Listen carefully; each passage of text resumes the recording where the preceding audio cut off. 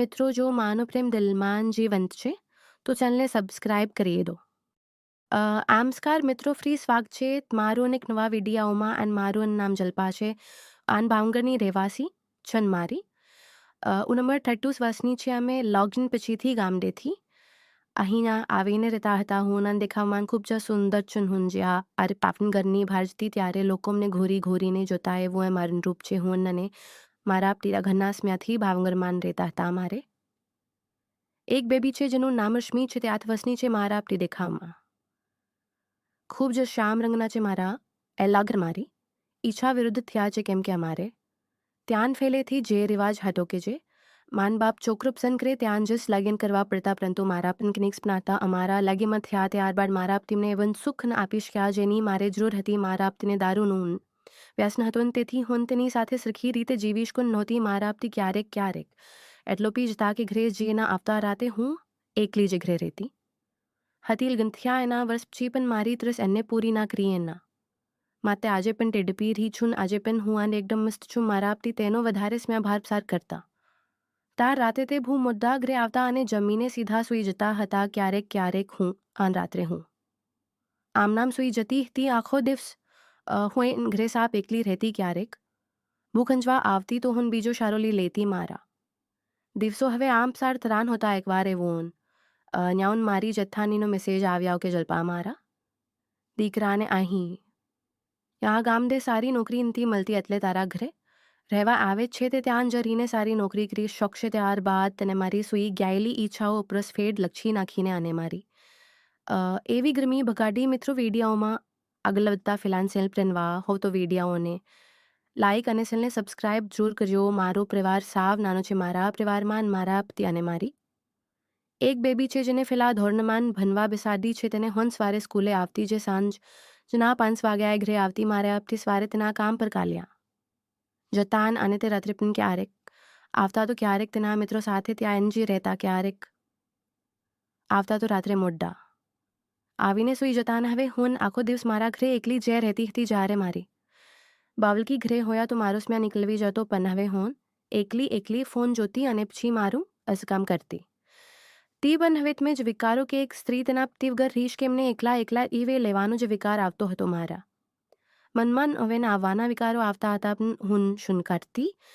હું એકલી હતી અને મારું સ્મ્યા ભંજાતું નહોતું. તો એક દિવસ અસાંક મારી જેઠાણીએ અને તેનો છોકરો આવ્યા. હું બહાર બેઠી હતી. તેનો છોકરો તો એકદમ સુંદર હતો. મેં તે બેનને જેવા જો તો હું સીધી નીચે આવી ગઈ અને બેનને આચા અંદર આવવાનું ખ્યાઉન મારા ઘરની અંદર બેસાડ્યા. મેં કીધું કે હુનકા બનાવીને લાવું છું. હુનકા બનાવવા માત્ર સોદા માંગી. થોડી વારથી તો મારી જેઠાણી પણ મારા સોદામન આવી ગઈ અને કાપીને વાતો કરવા લાગ્યા. મારી જેઠાણીએ કીધું કે મારા દરક્યાન ક્યાં આરે આવશે. મેં ખ્યાઉન એનું નક્કી જ નથી. બેબીન આપવા એની રીતે રહે છે. જ્યારે આવન હોયા ત્યારે આવે અને આવે તો રાત્રે મોડા આવીને સૂઈ જાય. મારી જેઠાણી કે તો તેને એકલું રહેવું કેમ ગમે. મેં ખ્યાઉન હવે આમને દિવસો પસાર કરવા પડે છે, પણ હવે તકલીફ નહીં પડે. મારો દીકરો હવે અહીંયા રહેશે. હવે એકલું નહીં લાગે. મેં વિકાસ સામું જોયા હું તો તેની નજર મારા આપ રહેતી, કારણ કે મેં અંદર ના ગાભા પણ નાખેલા જ નહોતા. મારા બીબદા તેને દેખાઈ રહ્યા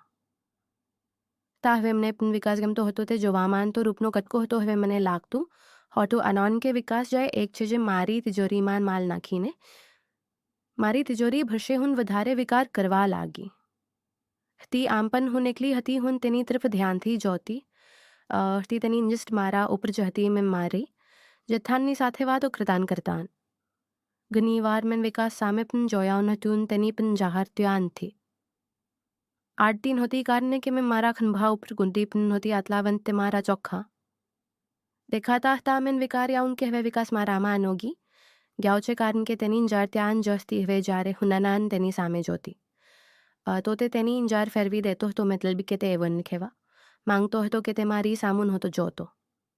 પછી મેં વિકાર્યા કે હવે જે હોયા પછી હું એને મારી જેઠાણીને લઈને મારા રૂમાન આવી ગઈ. અને રૂમાન આવીને મેં નારી સામાન મારું દાચું જોયાવન તો હું ભોજે યાવવાન લાગતી હતી. હવે હું ખુદને જોઈને જે સાવ કોંકી ગઈ.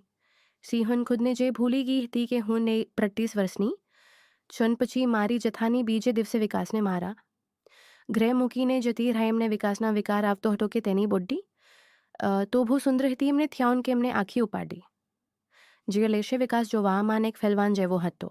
તેનામાં ડીએમ બેઢારે લાગતો તો મારે મારું કામ એની આગળ જપાર પડાવવું હતું કેમ કે મારા ખેતરમાન કેટલાયા સ્મેથી ખેતી નહોતી હતી એમાં હવે હાથી હાલવાનું બાકી હતું રન મારે જે વિકાસ પાસ્યા સોન પાવા હતા મેન વિકારે આવું હવે આ ખેતર તો વિકાસ જે ખેતશે પણ હતો તો મારા જતનો છોકરો તો હુના આવન કેવી રીતે ક્રિશ કુન વિકાસ વારંવાર મારી સામે જોયા કરતો અને એમને ખેતો હવે મેં ચિંતાન કરતા હું તમારી દરેક મત કરી આપીશ બોલતા બોલતા પણ તેનું ધ્યાન આ વખતે મારી દુકાન ઉપર હતું ને સમજાતો નહોતું કે તમારે ઉપર આટલો બધો કેમ ગાંદો થઈ ગયો છે.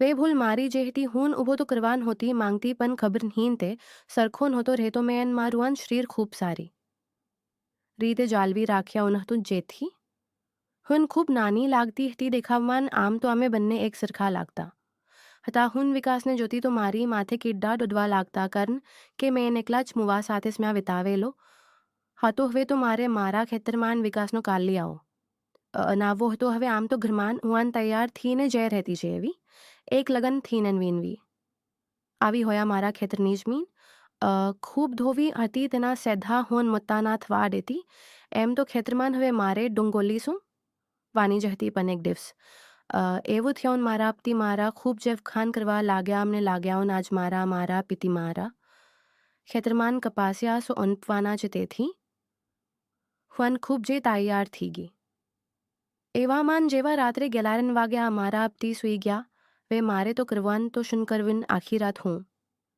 રીગી મારું ખેતરપાનીથી ત્રસ્તી ઝાનકી રહ્યાવન હતું ને હવે મારે મોતા આરામની જરૂર હતી. હવે એમને મારો પતી ગમતો નહોતો હોન મારા ઘરમાં સાવ એકલીથી જતી હતી. એક દિવસ અમારે ત્યાં ખૂબ જ વરસાદ આવ્યાઓ મારા પતિનો રાતે ફોન આવ્યાઓ કે આજે હું રાત્રે ઘરે નહીં આવન વરસાદ રહેવાનું નામ જ લેતો નહોતો. વિજયાના કડાકા ભડાકાથી રહ્યા હતા મારા પતિ એમને ખ્યાલ વિકાસને ખેજે ધ્યાન રાખે. હવે હોન અને મારી દીકરી અને વિકાસ ગ્રહ હતો રાત થતાં જે હું નદરવા લાગી મારી છોકરી સૂઈ ગઈ તે રાત્રે હું ભાર પાણી પીવા જીતી હતી तुमने પિગમાન તે સાવી ઇમાનમાં રાથી પડાઈ ગયા હું જેવી પટી વિકાસેના રૂમમાંથી દોડીને મારી પાસે આવ્યા અને કહેવા લાગ્યા શું ત્યાં અંતિમને ગોથન મન વાગ્યાઓન છે હવે મારાથી ક્લાતું નહોતું તો વિકાસ એમને તેડીને એની રૂમમાં લઈ ગયા. હવે એમને ગોથન દુખતા હતા મેં વિકાસને કીધું કે તું અંજરા મને તેલની માલિશ કરી આપીશ. વિકાસ કે એમાં શું પૂછવાનું હોયા લ્યાવ હોન થેલ લેતો આવું તે તેલ લઈને આવ્યાઓ અને મારા આગા આભામાન હાથ નાખ્યો અને મારા ગોથન જોઈને વિકાસના મોઢા પર સમક આવી ગઈ. મારા ગોથન હતા જેવા વિકાસ મારા ગોથન પર બંને હાથ ફેરવતો થોડોક ઉપર પહોંચી જતો હતો. હવે મારી આંદરના પંખી બોલવા લાગ્યા હતા. એવામાં વરસાદે પણ બંધ થવાનું નામ લેતો નહોતો. વિકાસને તો મજા જ આવતી હતી એ પણ એવો હતો. એવામાં જોરદાર કડાકો થયા હું ધ્રી ગઈ અને વિકાસને કડી ગઈ.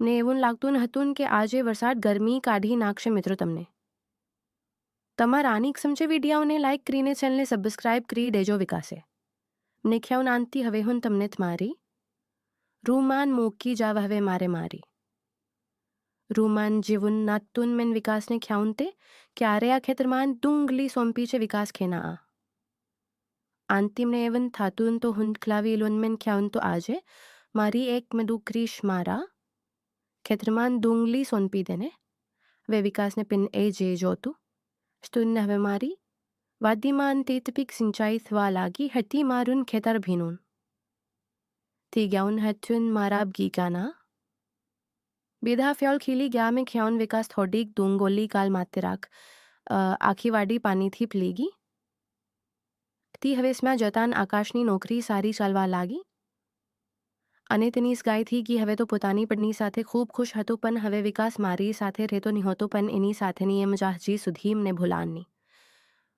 તી વિકાસનું ફેમિલી એકવાર તેની સાથે ભાવનગર રહેવા આવ્યાઉન મારા જથ્થાની તમામ લોકો હવે અહીંયા જ રહેવા લાગ્યા. સ્મ્યા જતાન વિકાસ અને એના પરિવારના લોકો ગામડે ગયા અને મારા જથ્થને અહીંયા મૂકતા ગયા. મારા જથાનીએ ખ્યાઉન તારા જથને થોડાક દિવસ સાચવજે અમે થોડાક દિવસોમાં આવી જઈશું અને તારા જથને રાતે સૂતા ફેલાન કોફી પીવાની આજ છે તું રોજ રાતે એને કોફી દી આવજે એટલે એ સૂઈ જશે હવે જથ મારા ઘરે હોટડોગ્સ મેં રોકાવા આવ્યા હતા મારા જેથની મિસર 50 વર્ષની આજુબાજુથી મને મારા જેથથી ફેલેથી બીક લાગતી હતી મારા જેથતા જેવા કે એની એક રાડથી બધા કૂપથી જતાન એવો મારે એની પાસે થોડોક્સ મેં રહેવું મુશ્કેલ હતું એકવાર રાત્રે હું એની રૂમ પાસે ગઈ તો કંઈક અવાજ આવતો હતો મેન જેવું બહારનો ખોલીને જોયો તો આગળનો વિડીયો જોવા માટે ચેનલને સબસ્ક્રાઇબ કરીને બેલ આઇકન દબાવી દેજો આને વિડીયોને લાઈ કરી દેજો મિત્રો ફ્રી મળશું આવતીકાલે એક નવા વિડીયોની